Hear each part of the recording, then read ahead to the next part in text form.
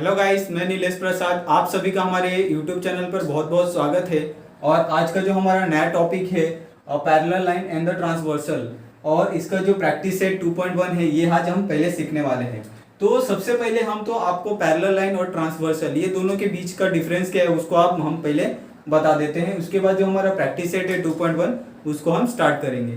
तो सबसे पहले तो आपको पैरेलल लाइन समझना पड़ेगा कि पैरेलल लाइन होता क्या है। तो आपके पास एक सिंपल सा अगर लाइन है, आपने देखा होगा, ठीक है। तो ये हमारे पास क्या है, सिंपल सा लाइन है। अभी हमें इसका एक पैरेलल लाइन चाहिए, तो हम क्या करेंगे, ये वाले लाइन के एकदम सेम यहाँ पे एक लाइन हम ड्रॉ करेंगे। तो ये क्या होगा, एक दूसरे को पैरेलल होगा। बट ये पैरेलल क्यों होता है ये आपको समझना पड़ेगा। पैरेलल लाइन वो होता है जो एक दूसरे को कभी इंटरसेप्ट नहीं करता। यानी अगर कोई हमारे पास लाइन है, हम कैसे भी खींच सकते हैं ऐसा ऐसा, बट यहाँ पे क्या कर रहे हैं, एक दूसरे को इंटरसेप्ट कर रहा है, यानी यहाँ पे एक दूसरे को क्रॉस हो रहा है। अगर हमारे पास सपोज ये वाला ही लाइन है, अगर हम इतना बड़ा रखते हैं और ये वाले लाइन को हम ऐसा रखते हैं, तो ये क्या होगा, कहीं ना कहीं जाके यहाँ पे टच हो जाएगा। बट पैरेलल लाइन ये होता है कि वो दोनों स्ट्रेट होता है, कभी एक दूसरे को मैच नहीं करता, ठीक है। तो उसको हम क्या बोलते हैं, पैरेलल लाइन। जैसे जो ट्रेन की पटरियां होती है, क्या होती है, इतने डिस्टेंस पे होती है, वो कभी एक दूसरे को इंटरसेप्ट नहीं करती, ठीक है। ये आपने देखा होगा। उसी से वही जो प्रिंसिपल है, जो बेसिक है, उसी को हम जो पैरेलल लाइन है उसमें अप्लाई करते हैं। तो ये तो हो गया पैरेलल लाइन। अभी ट्रांसवर्सल क्या होता है, ठीक है।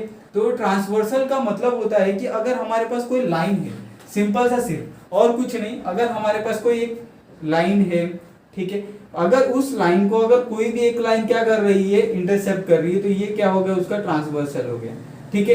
तो अगर ये लाइन मेरे पास ए है, ये बी है, ए बी लाइन है, अगर उसको सी और डी क्या हो रही है, ट्रांसवर्सल लाइन फॉर्म कर रही है, तो हम क्या इसमें लिखेंगे कि लाइन ए बी, जो लाइन ए बी है उसका जो ट्रांसवर्सल लाइन होगा वो कौन सा होगा, सी डी होगा। तो इसमें बस यही चीजें हैं पैरेलल लाइन और ट्रांसवर्सल में, और कुछ डिफिकल्ट नहीं है। तो इसमें हम इन्हीं चीजों के बारे में बात करेंगे। और जैसे हमारा प्रैक्टिस सेट 2.1 है, उसमें भी यही जो क्या बोलते हैं, एंगल्स हो गया, कॉरस्पॉन्डिंग एंगल हो गया, अल्टरनेट एंगल हो गया, इस तरह की चीजों के बारे में इसमें हम सीखने वाले हैं। तो जो हमारा प्रैक्टिस सेट 2.1 है उसको चलिए शुरू करते हैं।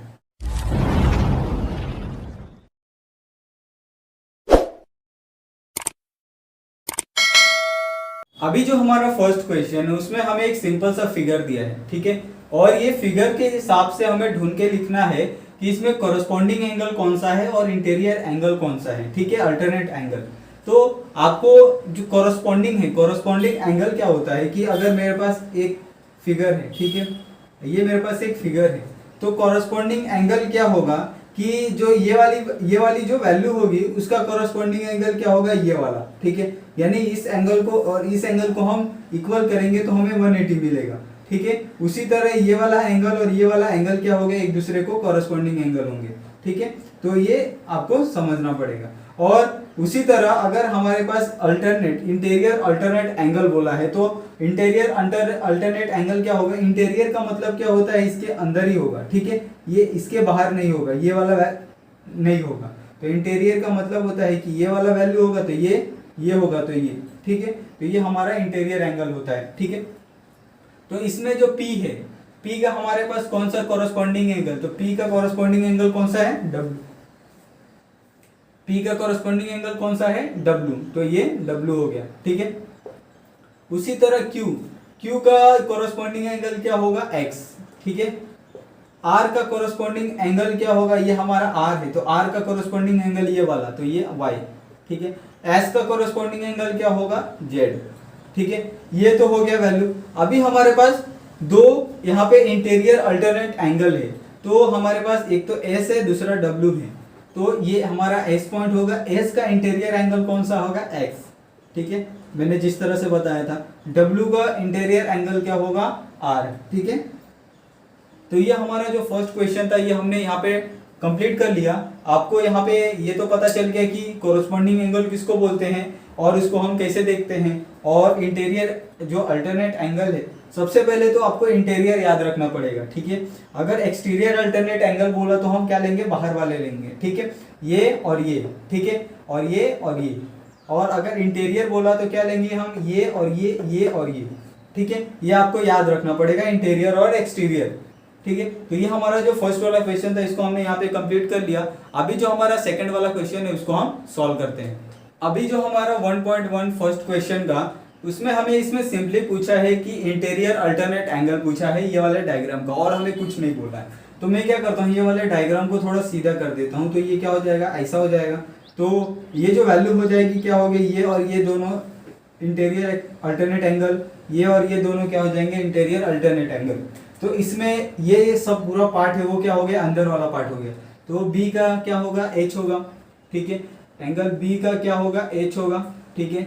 और एंगल सी का क्या होगा, एंगल ई, ठीक है। ये दोनों क्या हो गए, इंटीरियर जो अल्टरनेट एंगल है, ये दोनों यहाँ पे फॉर्म होते हैं। अभी जो हमारा नेक्स्ट क्वेश्चन है उसको हम सॉल्व करते हैं। अभी जो हमें नेक्स्ट क्वेश्चन में पूछा है, हमें क्या दिया है, एक फिगर दिया है, ठीक है। ये सेम फिगर है 1.1 जैसा ही, बट हमें 1.2 में हमें क्या पूछा है, कॉरस्पॉन्डिंग एंगल पूछा है, ठीक है। ये हमें क्या पूछा है, यहाँ पे कॉरस्पॉन्डिंग एंगल पूछा है। तो इसमें आपको पता है कि कॉरस्पॉन्डिंग एंगल कौन सा है, ये हमें यहाँ पे फाइंड करना है। तो यहाँ पे कितने हमें यहाँ पे एंगल मिलेंगे, एक तो ये और ये हमें ये चार यहाँ पे एंगल मिल रहे हैं, और चारों का हमें क्या करना है, कॉरस्पॉन्डिंग एंगल लिखना है।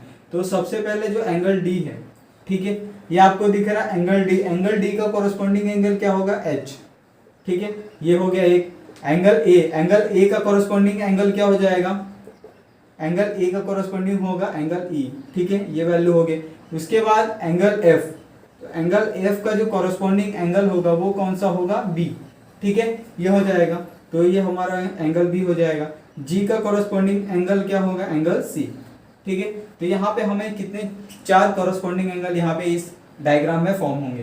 तो यहाँ पे जो हमारा 1.2 है ये भी यहाँ पे सॉल्व कर लिया। अभी जो नेक्स्ट है उसको हम सॉल्व करेंगे।